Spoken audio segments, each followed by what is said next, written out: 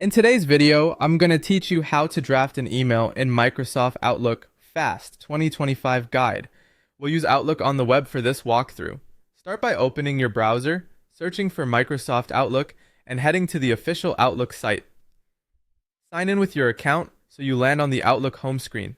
If you see different Microsoft apps at the top, that's fine. Just make sure you're in Outlook on the web before moving on. Once you're signed in, switch to Mail. You'll usually see a mail icon or the word Mail in the left-hand sidebar. If you're looking at Calendar or another app, click Mail to move into your inbox view. This ensures you're in the place where you can compose and manage email.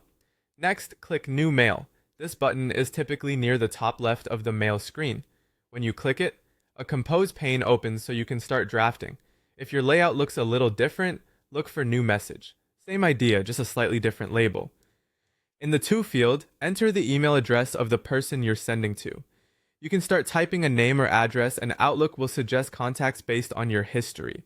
If you need to include more than one recipient, add them one after another. For more control over who receives the email, you can reveal CC or BCC from within the Compose pane, but for a simple draft, the To field is enough. Add a clear, specific subject. A great subject makes your email easier to find later in drafts and helps your recipient understand what your message is about at a glance.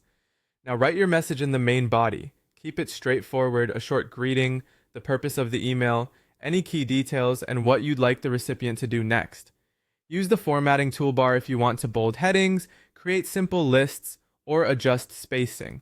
Clarity here saves time when you return to the draft. As you type, Outlook automatically saves your work. You'll often see a small saved or saving indicator near the top of the Compose pane. That means you don't have to click anything to keep your progress. Just pause or move on whenever you need. To find your draft later, click Drafts in the folder list on the left. The Drafts folder stores everything that's been auto-saved but not sent. Give it a second and you'll see your message listed there with the subject you wrote.